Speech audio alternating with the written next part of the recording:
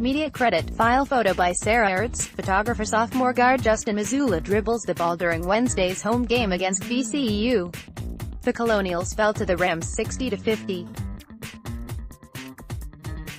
Men's basketball found itself trailing VCU by just 4 points Wednesday night with 20 minutes left to play. The Colonials, 7-15, 3-6, 8-10, were down 34-30 at halftime after shooting 9 for 25 from the field and even allowing the Rams, 16-6, 7-2, 8-10, to make 14 baskets on the half. But GW was holding its own against VCU's assertive defense, committing just 5 turnovers and collecting 10 points from the charity stripe. With just a small point margin to fill, GW came out slower in the second half and a series of turnovers in the opening 2 minutes of play stymied the Colonials' efforts and kept them scoreless for more than 6 consecutive minutes.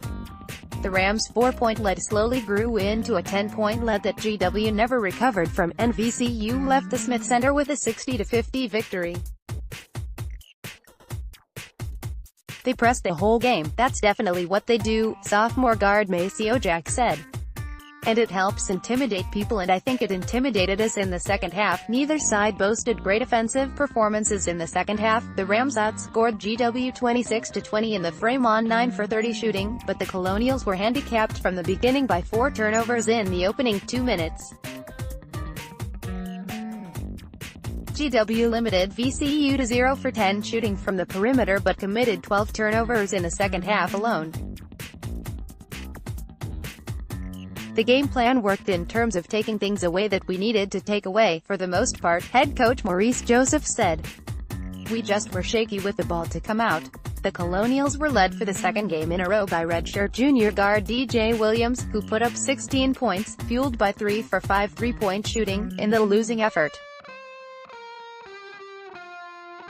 Jack chipped in 14 points, 8 of which came from the charity stripe, and a team-leading 6 rebounds. Rams junior guard De'Riante Jenkins led his squad with 14 points on 6 for 10 shooting, while redshirt junior guard Marcus Evans tallied 10 points and 4 assists.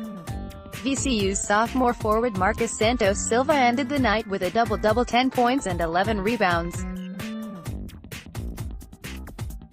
GW's 34.1 shooting percentage on the night marks the team's worst shooting performance since the Colonials shot 32.2% from the field in their 20-point loss to Richmond Jan. 12. "I can't really tell you why we came out the way we did in the second half," Joseph said. "The message was to come out with force in the second half." The Rams took control of the game in the opening minutes, jumping out to a 6-3 lead less than 3 minutes into the game. The Colonials kept the Rams within 6 points through the first 12 minutes of play thanks to key free throws by Jack. A 3-point shot by VCU grew the Rams' lead 22-16 with 8:43 to play in the first half, but GW responded with an 8-0 run fueled by Williams and Jack to take the lead 24-22 with 6:30 left in the frame.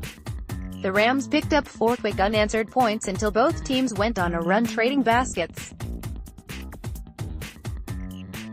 A pair of free throws by redshirt junior guard Armel Potter put GW up 30-28, but the Rams closed out the half putting up 6 unanswered points to lead 34-30 at the break. GW opened the second half of play with a turnover, which set the tone for the rest of the night.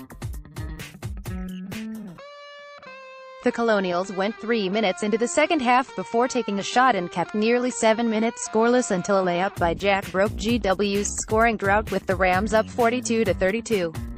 "When I called my timeout to settle us down, it seemed like we came out of the gates a little rattled," Joseph said.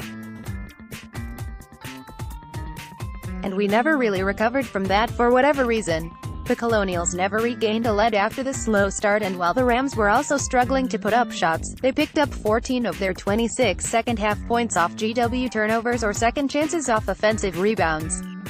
A 6-2 run powered by Potter and Williams put GW within 4 points of VCU 52-48 with 1:55 left before the final buzzer, but VCU closed out the game on an 8-2 scoring run. A pair of free throws by Evans with 20 seconds left in the game solidified VCU's win. The Colonials hit the road Saturday to face off against Richmond. Tip-off is slated for 6 p.m.